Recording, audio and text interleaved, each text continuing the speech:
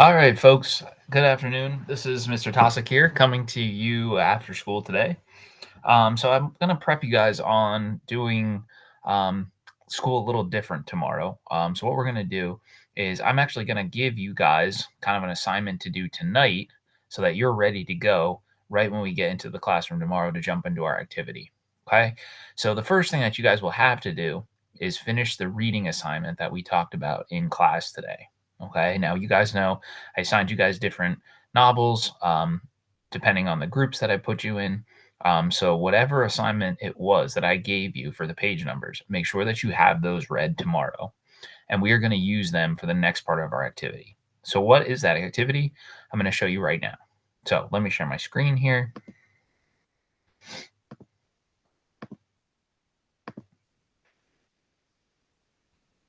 All right, so we get an infinity screen going on there, but it'll be better here in a second. So what you guys will be looking at here is the activities that we're going to use to go along with our literature circles. All right, so each one of you is kind of going to kind of get one of these literature circle packets. So in that packet, I want you to put your name, the book title, the author, people in your group. Draw a little picture of the cover below. Doesn't need to be perfect. And then as we go along here, the idea of the literature circles, as I kind of mentioned a little bit today, is that each one of you is going to adopt one of six different roles over the course of the reading assignment. So, for the reading assignment that I gave you for tomorrow, you are each going to get one of these six roles within your group. Once we gather together tomorrow and you can work on these for, say, maybe the first 15, 20 minutes, the rest of class will be you sharing and having a discussion using the roles that you had. Okay. Now, for the first ones, I'm going to let you guys choose which role you adopt in your group. So, what are the roles? Let me go over the roles quickly. So, this one is called the super storyteller role. So you read the book, you read the section, and you may want to make notes of story events from what you read, identify the main character, settings of the story, and then also just provide a very short story summary to share with your group from based on the pages that you read. So the story summary only really needs to be 4 to 5 sentences, and you can share that with your group. Okay, so kind of an activity based on what we've done a lot of this year, which is just summarizing and retelling key ideas and facts from what you've read. All right, so this next one I like. This is called the Wacky Word Finder. So this has to deal with vocab words, either vocab words that maybe we have discussed or used in class, or maybe I've given you on vocab.com, or these could be words that you may have never seen before. And maybe you had to look them up. Maybe they're words you've never heard of before. Maybe they're just really interesting words based on the events and kind of the setting of the story that you're reading. So, what I want you to do is write the words on the sheet along with the page numbers that you found them. Look up these words in a dictionary and write their meanings. Use each word that you found in a sentence of your own, and you will share these with the group. All right, next one. So, this is for our artists out there. So as you have read the chapter, think about your favorite part from the story. I want you to illustrate that event. Try to completely fill the box. It doesn't need to be perfect, but there should be some effort in there to show that you tried. I don't want to see stick figures or pencil drawing. Make sure it's colorful. And then what you need to do is write a caption for your illustration, 2 to 3 sentences long, that tell about the event of the story that you illustrated. And you can write your caption right there in the box below. All right, the next one, connector, the cool connector. So we've done a lot of this year, is taking our readings and connecting them, whether we're making world connections to what we've read, or whether making text to text connections between stories or passages that we read. This is your task for this job. So think of something the story reminds you of. It could remind you of another book. It could remind you of something you've seen. I'm hoping that this one kind of draws more discussion within the group, as some other people may have different connections than what you found. Write about what the story made you think of and why it made you think of it, and then draw a picture about the connection you made with the story.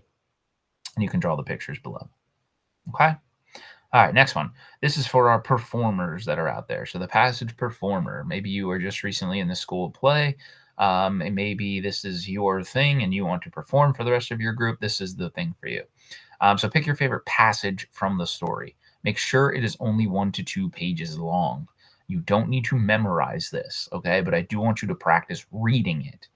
Write the pages you pick, tell why you chose the passage. Practice reading this passage over until you can read it with no mistakes. Read it with expression in your voice. So use the different maybe character voices for dialogue, the narrator's voice. Use some emotion there to kind of make your reading authentic and real, okay? Then I want you to write about why you chose that passage. Why is that passage from all the passages in the book to this point, or from that section you read, why is that the most significant? Okay. And there's just a practice checklist. All right, and then the last one. So this one is obviously going to be the most um, is a significant piece when it comes to actually generating discussions. Now, this person's job is to come up with questions, open-ended questions based around the section of the text that you read. You need a minimum of 5 questions. I would like you to do at least one: who, what, where, or sorry, who, what, when, and why. And the fifth one can be up to you. Okay. But please make sure that if you're doing this, you're thinking about questions that we've looked at this year, questions where you can have a discussion from it, not just yes, no, black and white questions. We want open ended questions that people can really have opinions about. Okay. All right. So let's go back to top here. So that's the literature circle packet. So again, tomorrow we'll each adopt one of those 6 roles. I'm going to give you guys time to work on those at the beginning of the period, and then we'll have the rest of the class where you guys can share your roles with one another. Now, while you're sharing those roles, what I want you to do is we're going to be practicing also active listening. Okay, so I'm going to give you guys these. I'll put this on the board tomorrow. But when we are having discussions, one of the most important things that we can do is be an active listener, meaning we're paying attention to what the person is saying, we're listening to what they're saying, and then we're thinking about it and offering responses, okay, respectful responses.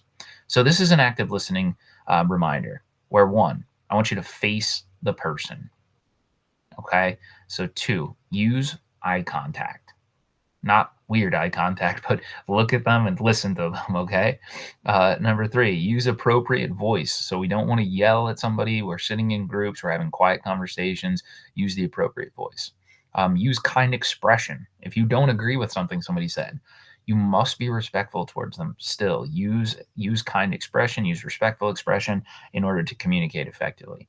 Number 5, relax. Maybe you're nervous. Maybe you're nervous to talk in a group, and that's okay. That's why we're practicing this. All right. So the R is for relax. Okay. And that's our fever acronym here, right? So remember fever: face, eye, voice, expression, and relax.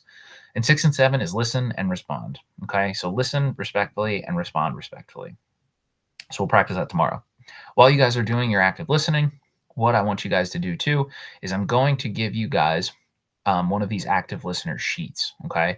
So once somebody has gone for their role, I want you to fill out at least 3 of these based on 3 of the people in your group. So I want you to identify who the speaker in the group is, what was their topic, write down a question that you have about their topic that you ask them, and then write down what was their response if you were able to ask your question within the class period. Okay. And please don't forget to put your name there as well. All right. So that is about it for me today. So again, tomorrow we'll be doing those literature circles. We'll be practicing some active listening, writing down some active listening responses, and hopefully having some really productive discussions in our groups with the roles that you guys adopted. Although there are requirements to it, and I do want you guys to kind of actively engage with the text as we practice all year, I do want this to be fun, okay? So I want this to be kind of a group activity where we're all interacting together with the text that you've read. So before I sign off here, please don't forget to A, finish the reading assignment for tomorrow, and B, start thinking about which one of those literature circle group roles you would like to use tomorrow.